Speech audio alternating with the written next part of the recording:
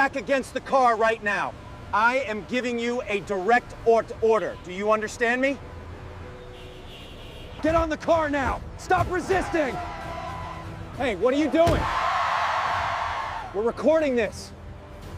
Rain slicked the downtown pavement, turning the streetlights into trembling halos. Malcolm Price held a takeaway coffee in one hand, briefcase in the other. When the police cruiser jerked to a stop beside him, "Hey, hands where I can see 'em." The voice cracked the night open like a whip. He froze, coffee steaming between his fingers. The officer, white, broad-shouldered, jaw clenched, stepped out. His name tag glinted. O'Donnell. Malcolm blinked, disbelieving. "Sir, I'm just don't move," O'Donnell barked, closing the distance. The crowd at the corner slowed, watching. A woman raised her phone. "What's this about?" Malcolm's voice was steady, but his pulse thundered. "You matched a description." "What description?" "A man walking home in a suit." O'Donnell's lip curled. "Don't get smart." Then, without warning, he shoved Malcolm hard in the chest. Coffee splattered across Malcolm's shirt. His briefcase hit the ground. Papers spilling like white flags. Gasps rippled through the bystanders. Malcolm steadied himself, eyes burning. "You can't just—" "I can," O'Donnell said, "and I just did." That line sliced through the Airshot final, recorded by a dozen phones. Malcolm's gaze locked with the young woman filming. Her whisper cut the rain. "I got it." O'Donnell turned toward, her hand twitching near his belt. Then a radio crackled. Static. Then a dispatcher's voice. "All units. We have a 10 to 33. Officer assault. Suspect matching badge number 4572. Repeat. 4572. Respond immediately." O'Donnell froze. Malcolm's shirt still dripped coffee down his arm. The silence that followed wasn't peace. It was the second before the explosion. The footage hit the internet before Malcolm even reached home. He sat in his car, engine off, watching the shaky video of himself, coffee exploding across his chest, papers scattering, the cops shove, sending him backward. The caption beneath: "Officer assaults black man for walking home." Layla's call buzzed through. "Malcolm, tell me that's not you." He swallowed. "It's me." In the reflection of the windshield, his face looked older than it had that morning, when he walked inside. Layla was waiting with a towel and trembling hands. "You should call someone. I don't even know who." "Your friend, Darius, the lawyer."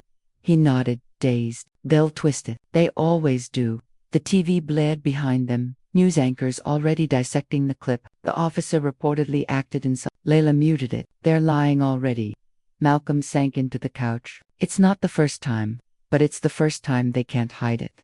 The next morning, reporters waited outside his apartment complex. "Mr. Price, do you plan to press charges?" He kept walking. No comment. At the office, silence followed him like a fog. His supervisor, Mr. Danton, gestured him into a glass conference room. "We're monitoring the situation," Danton said carefully. "Public visibility can affect client confidence.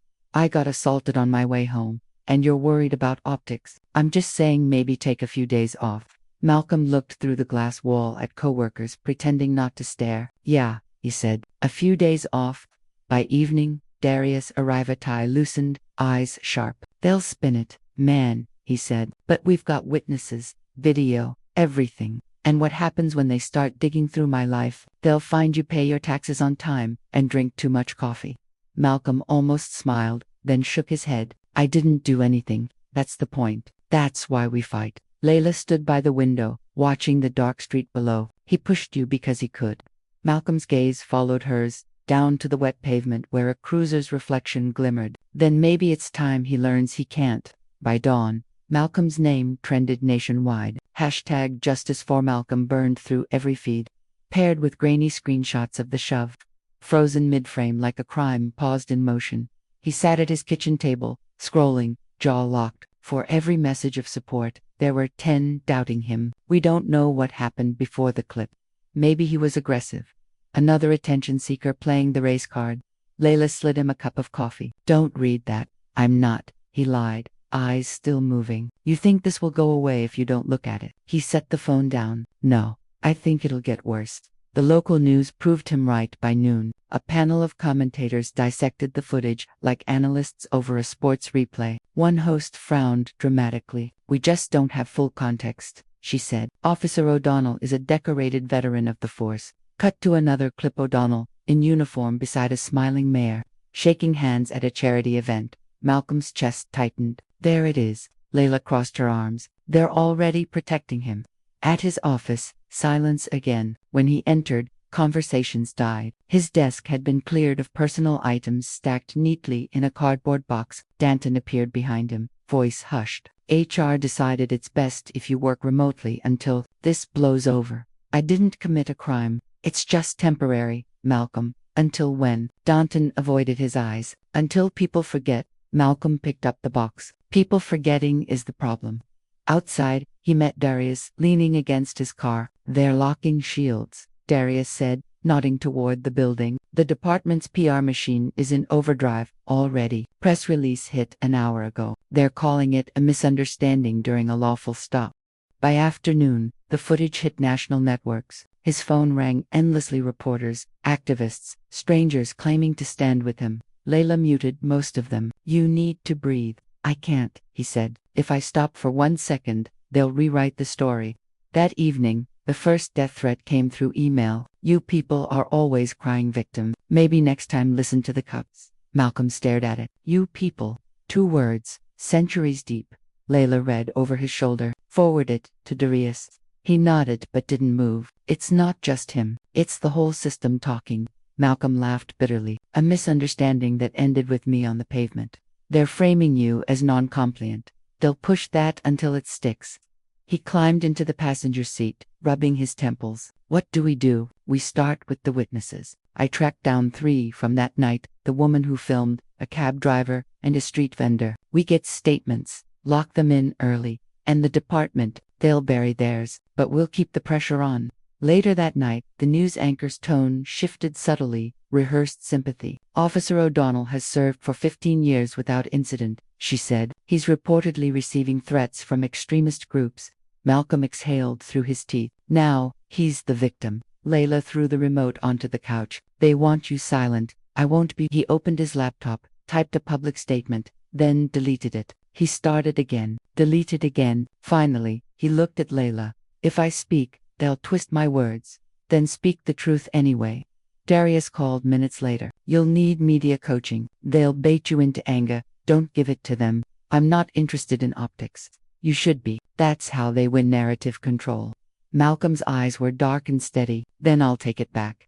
The next morning, he stood before a dozen microphones, rain smearing the steps of City Hall. Cameras clicked. He didn't read from paper. My name is Malcolm Price, he began. I was shoved, humiliated, and called a suspect because of the color of my skin. That's not a misunderstanding, that's a pattern. Reporters shouted questions. One asked, do you hate the police now? Malcolm paused, met the lens directly. I hate what power does when no one's watching. The clip aired that evening on every network. For the first time, his voice cut through the noise not as a victim, but as a man naming the truth. And in a precinct office miles away, Officer O'Donnell watched that same broadcast, jaw tightening. He turned to his captain. He's making this political.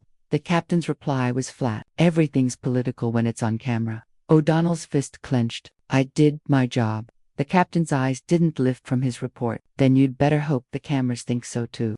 Fluorescent lights buzzed overhead, cold and unflattering. Officer O'Donnell sat across from his union representative in a cramped office lined with commendation plaques. His uniform jacket hung on the chair back. His sleeves were rolled to the elbows, forearms tense. They're making you the villain, said Sergeant Reeves, a thick-set man with a careful smile. It's politics, not justice.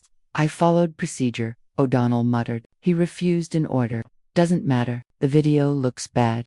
Reeves slid a folder across the desk. Public Affairs drafted a statement. You'll read this if anyone asks. O'Donnell opened it. The words were sanitized. Momentary lapse in communication. Officer safety. Ongoing investigation. He laughed once, dryly. That's not what happened. Reeves leaned forward. It's not about truth. It's about narrative control. Silence thickened. Through the frosted glass, voices murmured. Administrators, lawyers, the press office. The department moved like a living organism protecting its own tissue. O'Donnell rubbed his jaw. They'll back me, right? Reeves gave a practiced shrug. For now. Across town, Malcolm sat in a cafe with Darius and the woman who filmed the shove. Her name was Tasha New. College student, steady hands clasped around her tea. I didn't think it would blow up like this, she said. You caught the truth, Malcolm replied. That's what they hate. Darius tapped his tablet. We'll need your statement notarized. If they intimidate you, call me immediately. They already did, she said quietly. A detective came by my dorm, said the department just wanted to clarify details. Darius' jaw locked. That's witness tampering. Malcolm leaned back, voice low. And they'll keep doing it until someone stops them. At the precinct, Captain Rhodes called O'Donnell into his office. The blinds were drawn. Internal Affairs opened an inquiry, Rhodes said, tone clipped. O'Donnell blinked. IA on me. Standard procedure. Since when? Since your shove turned into a PR disaster. O'Donnell laughed bitterly. They'll fold when the press moves on. Rhodes' eyes were cold. Don't count on it. A beat. Then the captain added, stay off social media. No statements. No interviews. You say one wrong thing, the city cuts us loose. O'Donnell rose, pacing. So, I'm supposed to sit here while that liar drags my name through the mud. Sit here, Rhodes repeated. Or hang yourself on live TV. O'Donnell stopped at the window, watching rain streak the glass. I did nothing wrong. Rhodes' voice dropped. You did something stupid. There's a difference.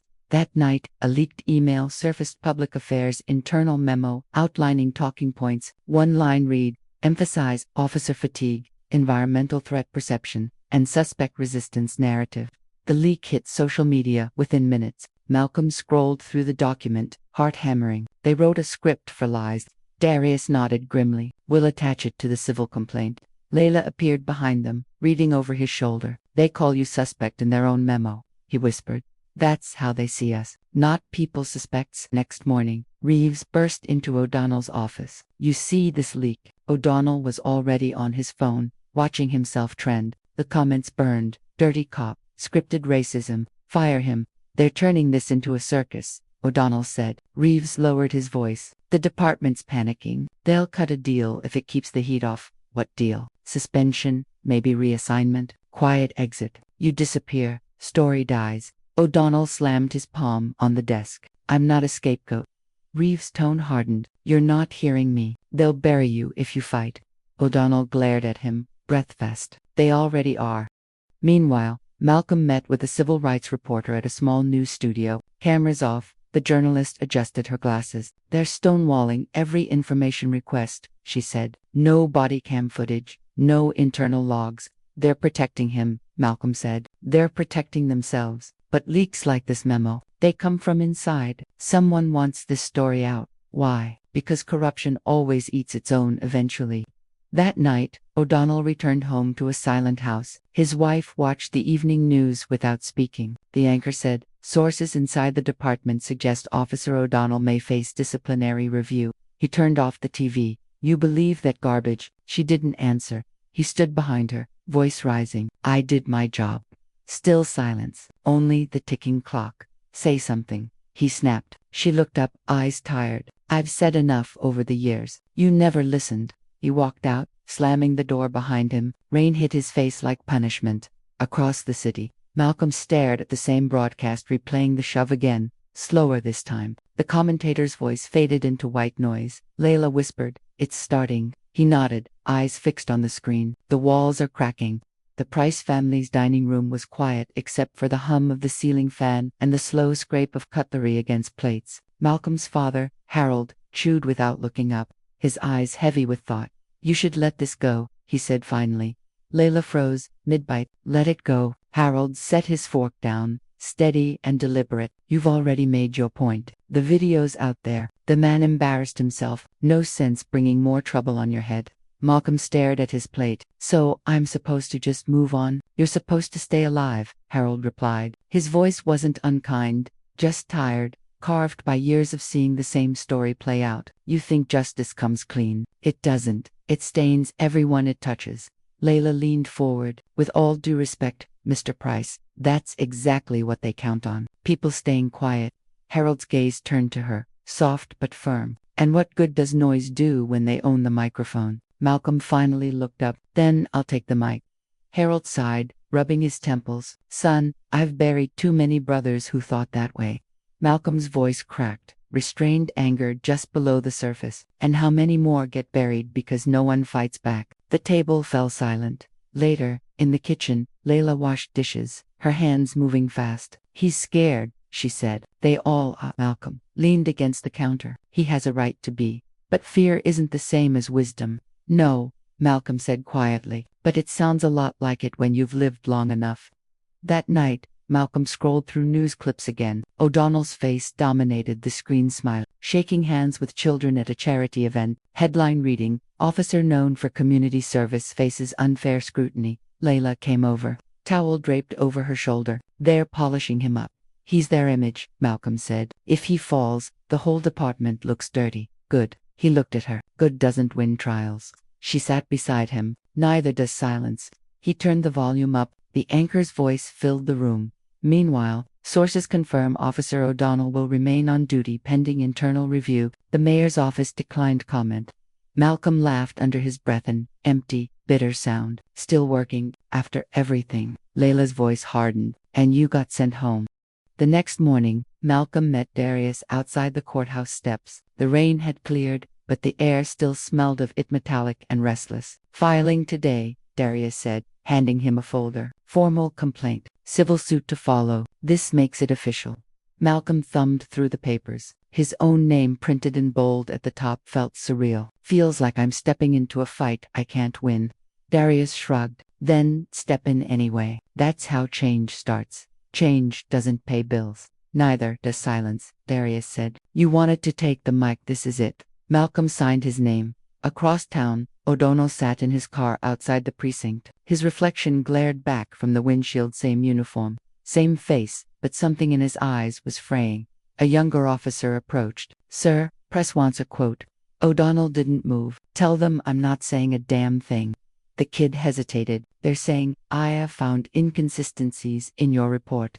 O'Donnell turned, voice sharp. You believe that? The younger cop flinched. No, sir. Good. Remember that. But as the kid walked away, O'Donnell's hands shook. He turned the key, engine rumbling, eyes fixed on nothing. That evening, Harold knocked on Malcolm's door. The TV glow flickered across the living room walls. I was wrong, Harold said. Malcolm looked up. About what? About keeping your head down. That worked in my time because we didn't have eyes watching.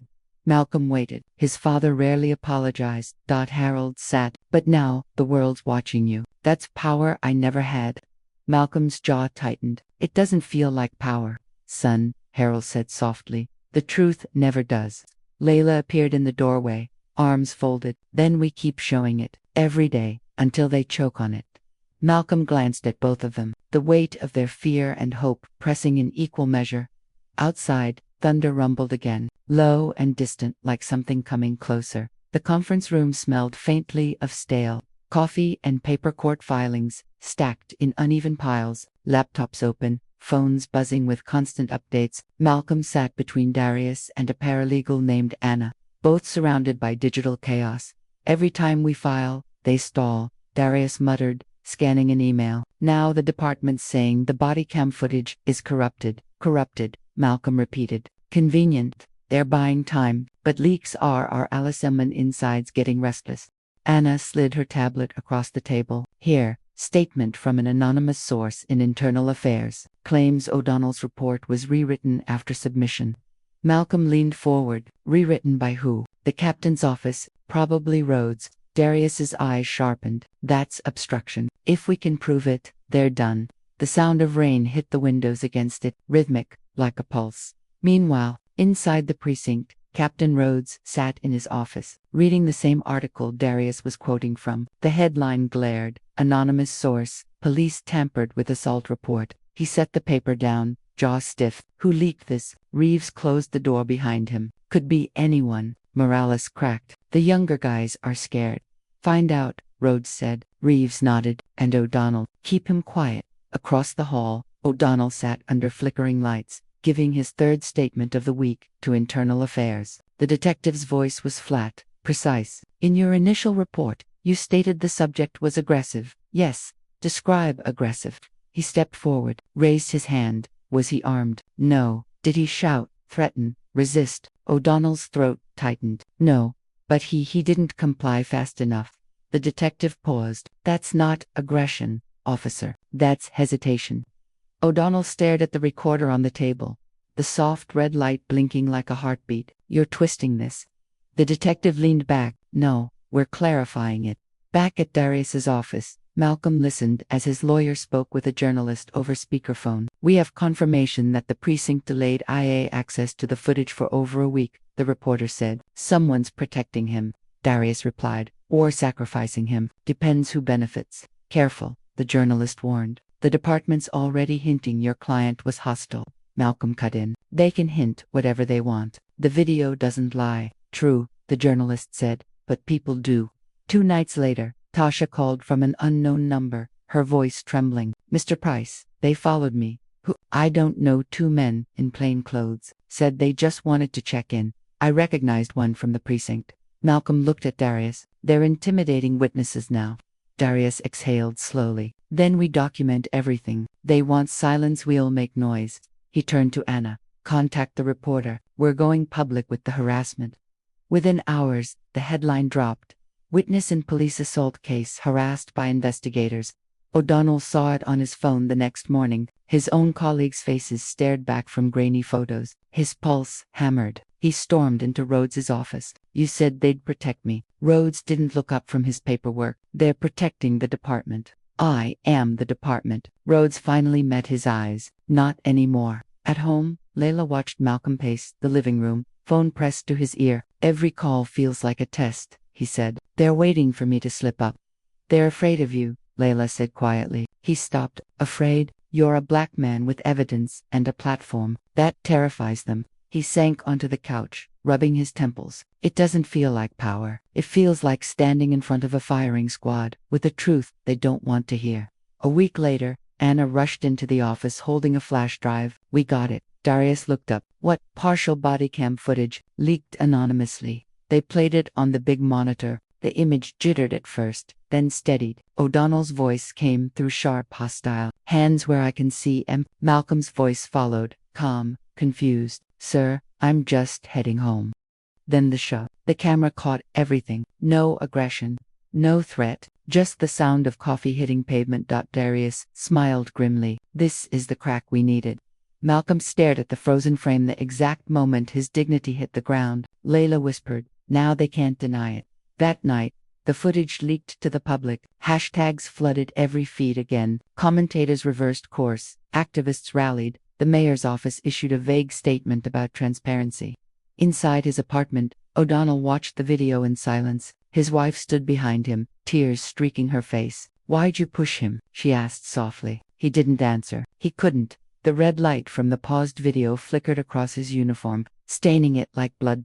At Darius's office, Malcolm stood by the window as rain traced lines down the glass. This isn't over, he said. Darius nodded. No, it's just beginning.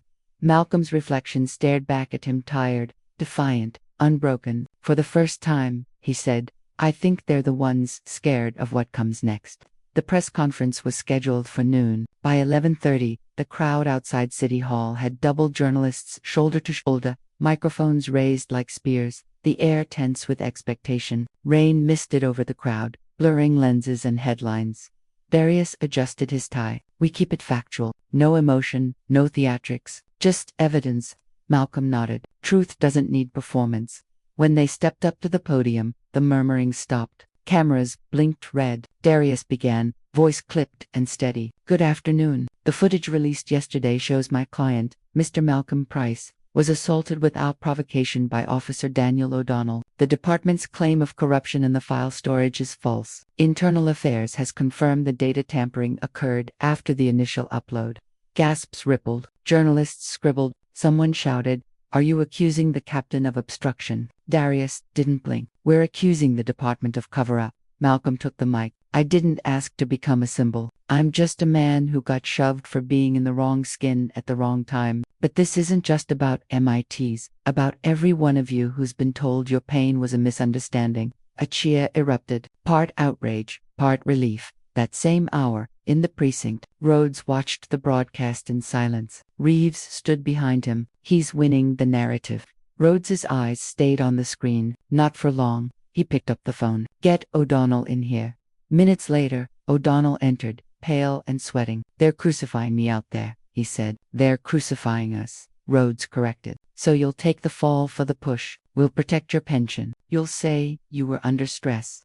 O'Donnell shook his head. You told me. I told you what you needed to hear. Rhodes cut in. Now you'll say what we need to hear.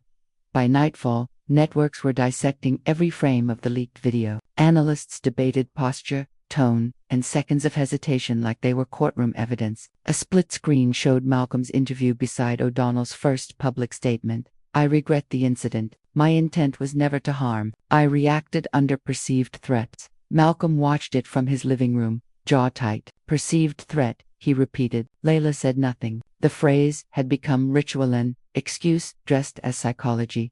On social media, the tide had shifted. Hashtags once filled with doubt now carried rage and solidarity. A lawyer in another city announced a class action against the same department. Politicians tweeted condolences disguised as opportunism. 2 days later, Darius received a subpoena. Internal records from the precinct were being ordered released. For the first time, official channels aligned with the truth. Pressure worked, Anna said. Darius looked up from the document. Pressure exposes, it doesn't fix.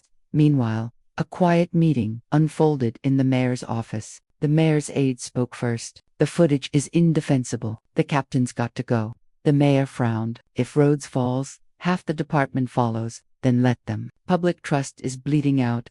The mayor exhaled. Fine, suspend him, but do it quietly. Rhodes learned of his suspension the next morning. He read the letter twice before crumpling it into his fist. Reeves entered without knocking. They're hanging you out to dry. Rhodes's voice was low. They'll regret it, sir. Rhodes looked up. If I'm going down, I'm not going alone. Later that evening, Malcolm returned to the park where it all started. The path was quiet. Streetlights reflected off puddles. He stood at the exact spot where coffee once stained his shoes. The world felt heavier but clearer. He wasn't vindicated, he was changed. Behind him, a familiar voice spoke. Didn't expect to see you here. It was O'Donnell. He wasn't in uniform, just jeans and a weathered jacket, face drawn, eyes red. Malcolm didn't turn. You shouldn't be here. I just wanted to talk. There's nothing left to say. There is, O'Donnell said. I lost everything. My wife left. The department disowned me. You got what you wanted. Malcolm turned then, slow and deliberate. You think I wanted any of this? O'Donnell's voice cracked. I was following orders. Malcolm stepped closer, and I was following the law. They stood inches apart, two men broken differently by the same system. O'Donnell's eyes dropped. I thought I was protecting people. You were protecting power, Malcolm said, and it protects no one. O'Donnell nodded once, then walked away. No apology, no justification, just distance. That night, Malcolm wrote a short post that spread faster than any headline. Justice isn't balance, it's exposure. The truth doesn't heal. It reveals who was never sick to begin with. The words became a rallying cry. Protest signs printed them. Commentators quoted them. Within days, the city council announced an independent civilian oversight committee, Malcolm's name, at the center of the resolution. In the final scene of the week, Darius sat across from Malcolm, both silent, exhausted. Darius finally said, You changed more than a case. Malcolm shook his head. No, the system bent because it was breaking. I just made the cracks visible. Rain began again, outside the same rhythm. But now it sounded less like pressure and more like renewal. The courtroom overflowed. Reporters lined the back wall, pens ready, cameras waited just outside the doors, barred from filming but pulsing with collective anticipation. The air carried the weight of spectacle, a trial masquerading as inquiry. Malcolm sat beside Darius at the front table. Across the room, Rhodes and O'Donnell occupied opposite ends. One's allies, now divided by the machinery they'd both served. The city's Civil Oversight Committee presided over the hearing. A gray-haired woman, Chair Evelyn Marks, opened proceedings. We're here to determine whether the department's actions on March 14th violated constitutional rights, departmental policy, and basic human decency. The phrasing was deliberate. Every word a blade. First to testify. Malcolm. He stood. Every whisper stopped. His palms were dry. He had rehearsed answers, but none of this could be rehearsed. Mr. Price, the chair said, describe what occurred. He inhaled. I was walking home from work. I'm an IT consultant. I had coffee in one hand, phone in the other. Officer O'Donnell stopped me, said I fit a description. When I asked what that meant, he shoved me hard. I hit the ground. Did you resist? No, ma'am. I asked why I was being detained. He said, You people never learn. A murmur spread across the room. The phrase, now public record, cut through like smoke in lungs. Next came the defense. O'Donnell's lawyer stood, buttoned his jacket. Officer O'Donnell reacted based on training that condones assault. The chair interrupted. The lawyer hesitated. Perceived threat response. Darius rose instantly. Perception doesn't override evidence. The footage shows no aggression, only authority unchallenged, until it became violence. The committee scribbled notes. O'Donnell's hands shook as he took the stand. His voice wavered. I've been on the force 12 years. I've seen danger. I didn't think. I acted. Darius stepped forward. Why that man? Why that street? Why those words? O'Donnell's mouth opened, closed. Then, because I was told to. Gasps rippled through the chamber. The chair leaned in. By whom? He looked at Rhodes. By the captain. Rhodes didn't flinch, but the blood drained from his face. His attorney whispered frantically. Rhodes whispered back, low but audible. This hearing's a circus. Chair Marks replied coldly. Then welcome to your spotlight. The committee called for the internal communication logs. Darius had secured them days before. VMLs time-stamped. Directives subtly instructing officers to increase visibility in high-risk demographics. The phrasing was coded, but its intent was clear. Rhodes leaned forward, voice sharp. That was city policy profiling to reduce crime. Malcolm couldn't stay silent. You reduced citizens, not crime. The chair banged her gavel. Mr. Price, but she didn't continue. The silence that followed was more powerful than any reprimand. Hours passed, testimonies blurred. Public defenders, union reps, experts all, circling the same unspoken truth. Racism disguised as protocol. Finally, Chair Marks spoke again. Captain Rhodes, your department deleted files, falsified timestamps, and protected misconduct. Do you deny this? Rhodes's jaw tensed. You don't understand what it's like to keep order in this city. We understand abuse of power when we see it, she replied. He stood abruptly, knocking over his chair. You're crucifying me for doing my job. Darius's voice sliced through the uproar. Your job was to protect the public, not your reputation. Security moved closer, but Rhodes raised his hands in surrender. He sat, defeated but defiant. Outside, the hallway buzzed with journalists. Anna whispered to Darius, they'll air this before sunset. Good, he said. Let the world see how accountability looks in daylight. Malcolm stepped out into the corridor. Cameras swarmed. Microphones lunged. Mr. Price, do you believe justice was served? He paused, looked straight ahead. Justice isn't served. It's demanded until it can't be ignored. His calm tone made it headline material within an hour. That evening, Chair Marks reconvened the hearing for final statements. Officer Daniel O'Donnell is suspended without pay pending review. Captain Rhodes is hereby relieved of duty effective immediately, pending criminal investigation. This committee recommends independent oversight of all use-of-force incidents and open release of demographic stop data. The gavel struck once. The sound echoed like a closing door dot when they exited. Protesters lined the courthouse, step signs reading no justice, no peace, and accountability as policy. Someone started chanting Malcolm's name. He froze, overwhelmed. He hadn't wanted to be a symbol. He only wanted to exist without explanation. Layla found his hand in the crowd. You did it, she said. No, he whispered. We just made it visible.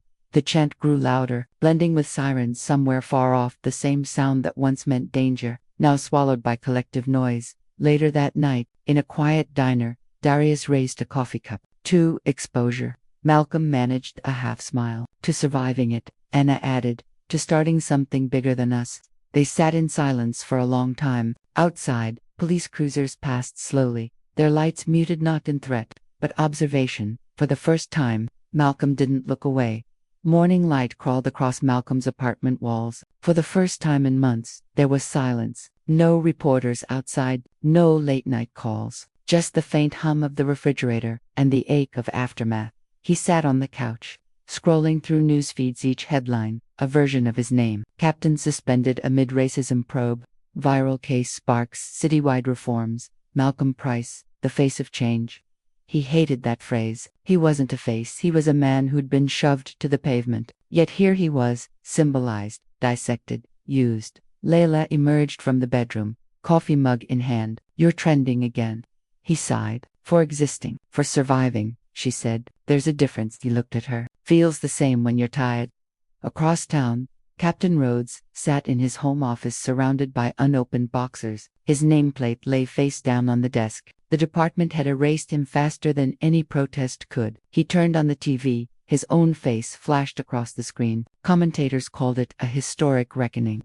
His jaw tightened. "Reckoning," he muttered. "You don't reckon with a man, you erase him." The doorbell rang. A courier handed him an envelope. Inside, a notice of formal charges: obstruction of justice, evidence tampering, civil rights violation. Rhodes crumpled it, stared out the window at the empty street. For years, he'd commanded silence. Now, silence was all he had left. O'Donnell, meanwhile, sat in his lawyer's office, pale and unshaven. "They're offering a plea," the lawyer said. "Reduced time, cooperation in testimony." O'Donnell stared at the table. "I already cooperated. Look what it got me. You still have a chance to salvage something." He looked up. "I had 12 years of service, a pension, a family. They vanished overnight." The lawyer's tone softened. "You followed orders that were illegal." O'Donnell rubbed his face. "Orders always were. I just stopped pretending not to hear them." At City Hall, Darius stood beside Chair Marks during a press briefing. "The committee's recommendations are now policy," she announced. "All stop-and-search incidents will be logged with racial data. An independent civilian board will review every case of use. Transparency begins today." A reporter shouted, "Is this justice for Mr. Price?" Darius answered without hesitation, "Justice isn't an event, it's maintenance." That evening, Malcolm walked the same route home from work. The same corner, the same cracked pavement, the same coffee shop. He stopped outside it. Inside, a white woman at the counter looked up, recognized him, hesitated. Then she nodded, a small, human gesture that carried no pity, no fear, just acknowledgement. He walked on. Across the street, a mural stretched across a brick wall, his image back turned, standing before a crowd. Above it, in bold letters, "Truth doesn't heal, it reveals." He froze, staring. He hadn't painted those words to be glorified. They were supposed to warn, but now they meant something else. Persistence. Later. At home, Darius called. "National networks want an interview," he said. "No," Malcolm replied. "You sure? It could amplify." "I'm done amplifying. Let the system echo on its own for once." Darius paused. "Understood." Meanwhile, news broke that Rhodes had been arrested. Footage showed him escorted into a courthouse, handcuffed, head down. Social media lit up, some celebrating, others furious. Layla watched the clip silently. "You think it's over now?" Malcolm shook his head. "No. Systems don't fall in headlines. They just shift shape." She touched his shoulder. "Then what now?" He looked at her. "Now, I live. That's the only protest. They can't legislate." Days later, he met Anna at a community center. She was organizing a mentorship program for young Black professionals. "We've got sponsors," she said. "You could speak to them." Malcolm hesitated. "I'm not a leader." Anna smiled faintly. Neither was Rosa, until she refused a seat. He exhaled, half a laugh, half a sigh. "Fine, but no speeches, just truth," she said. "You're good at that." As evening fell, Malcolm stood outside, watching the city lights flicker on. The skyline shimmered with contradiction, progress, and pain layered like glass and shadow. He thought of O'Donnell's face in that park, of Rhodes's fury on the stand, of every silent bystander whose gaze had been another form of handcuff. The storm had passed, but the air still carried its charge. He closed his eyes. The push, the fall, the humiliation, it no longer defined him, but it marked the fault line he'd forced the world to see. He whispered to himself, "Not for the cameras, not for history. I wasn't meant to break them, just to show they were already cracked." And somewhere, faintly, a siren rose again, less warning, more reminder. Rain returned the night. Rhodes stood before the federal courthouse. Cameras flashed like lightning as agents led him up the marble steps. He wore a gray suit, same color as the sky, no badge, no gun, only the weight of consequence. Inside, the indictment listed everything he thought he'd buried: tampering, false reports, obstruction, and one line that stung worse than any: civil rights violation under color of authority. The prosecutor's words echoed, "Captain Rhodes, you believed control justified corruption. The law disagrees." Rhodes said nothing. He'd built an empire of silence. Now silence was the prosecution's witness. Across town, Malcolm watched the broadcast in his office. The sound was off, but the images set in Nefrotes, once untouchable, now framed like any other suspect. Layla entered quietly. It's strange, isn't it? What is? Seeing justice wear handcuffs. He turned off the TV. Justice doesn't wear anything. It just arrives late. The following morning, Darius met reporters outside the courthouse. Does this conviction bring closure? One asked. Darius replied, closure implies it ends. Justice doesn't end, it continues. Case by case, person by person. Another journalist pressed, and for Mr. Price. He looked directly at the cameras. Mr. Price didn't win a case. He exposed a system that's bigger than any verdict. O'Donnell, testifying under immunity, confirmed Rhodes's orders to target high-visibility suspects. His voice trembled, but each sentence tightened the noose around his former superior. Afterward, he approached Malcolm in the hallway. I told them everything, he said. Malcolm studied him. Why? Because I couldn't breathe with it anymore. Malcolm nodded once. That's something. O'Donnell looked down. It's not redemption. No, Malcolm said.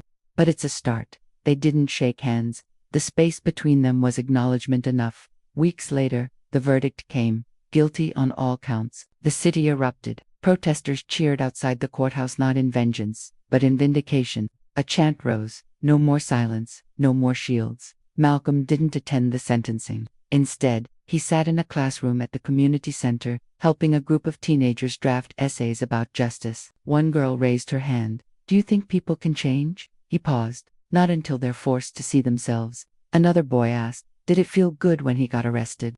Malcolm shook his head. It felt necessary.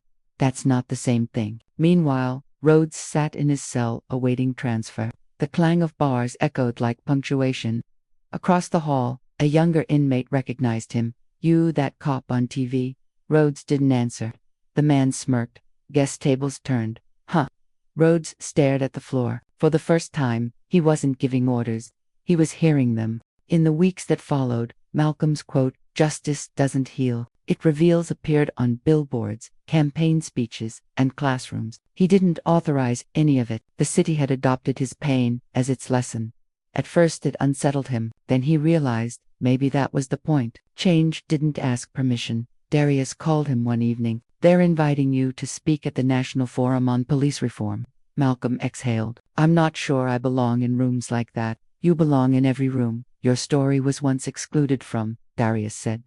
Malcolm didn't answer right away. Then maybe it's time. At the forum, the crowd was filled with mayors, officers, activists, citizens. When Malcolm walked onto the stage, the applause was restrained, respectful, expectant. He began quietly. Months ago, I was shoved to the ground by a man who thought authority excused everything. But what broke me wasn't the shove, it was watching everyone else pretend not to see. That's what systems do. They don't just harm, they teach others to look away.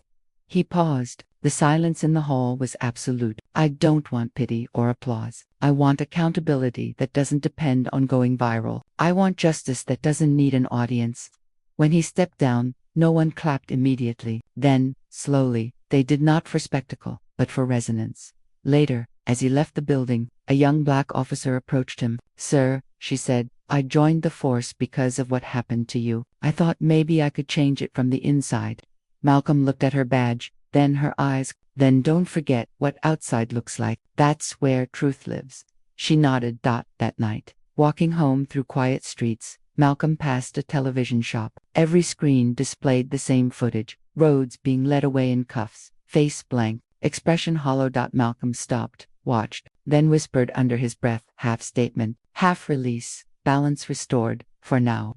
Then he kept walking. Rain fell again, soft and cleansing. Summer returned without warning. The city's air, once thick with anger, had softened into something quieter, like a held breath finally exhaled. Protest signs had faded from windows, replaced by flyers for community meetings and neighborhood festivals. The same corners that once carried shouts now echoed with children's laughter. Malcolm walked through the park at dusk. The same park, the same path. The scar on his temple had paled, but it still itched when the wind shifted, an echo of impact that memory refused to sand away. On the bench near the fountain, Layla waited. She had a folder in her lap, a calm smile on her face. You're late, she said. Habit, he replied, sitting beside her. What's that? City council proposal, she said. They're naming the new community tech center after you.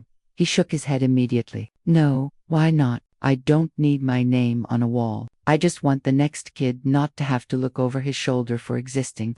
She looked at him carefully. You think that's enough? I think it's the only thing that ever mattered.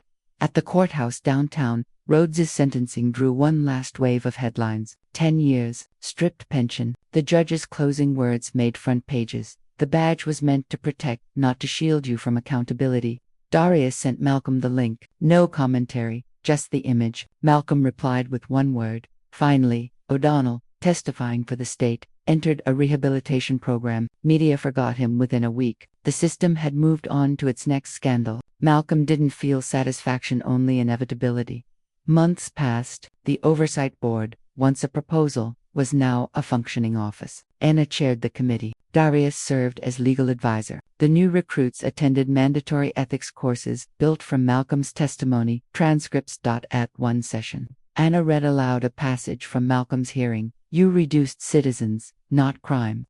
She paused. That line changed how we train officers, she said to the room of cadets. Remember who the word public includes. Meanwhile, Malcolm took a job consulting for a nonprofit that built education networks for low-income communities. He refused interviews, declined talk shows. He spoke only at school's small rooms, no cameras. One afternoon, a student asked, Mr. Price, do you forgive them? Malcolm considered the question, the word them carrying decades of weight. I don't think forgiveness is a gift, he said. It's work, and I'm still doing it. That evening, he met Darius and Anna at a quiet rooftop bar overlooking the skyline. The city glowed beneath them, alive, imperfect, breathing. Anna lifted her glass. To closure. Malcolm shook his head. To continuation. Darius smirked. You never let anyone end a story cleanly, do you? Because justice doesn't end, Malcolm said. It just changes hands. They clinked glasses. For once, no cameras, no slogans, no statements, just people reclaiming peace one breath at a time. Later that night, Malcolm stood alone on his balcony. The air was clear, no sirens, no shouting, just quiet wind rolling through the streets. He watched a patrol car pass slowly, its lights dimmed. Inside, two young officers talked, their laughter casual, unarmed. He thought of all the nights he'd flinched at that same light. Now, it passed like any other car. He closed his eyes. The city still held its cracks, but sunlight reached them now. In the morning, he walked past the mural again. Rain had worn away half the paint. His words, truth doesn't heal, it reveals, had begun to fade. A group of kids skated over the cracked pavement nearby, their voices carrying over the hum of traffic. He smiled faintly. Maybe fading was the point. Maybe visibility was never meant to be permanent, just enough to force remembrance. Layla called out behind him. You coming? He turned, the morning light catching his face. Yeah, he said. I'm done standing still. They walked together down the street, toward a horizon, finally, free of flashing red and blue. Above them, the sky was a wide, clean blue and untinted dot. And for the first time since that shove, Malcolm Price felt what justice should have always felt like.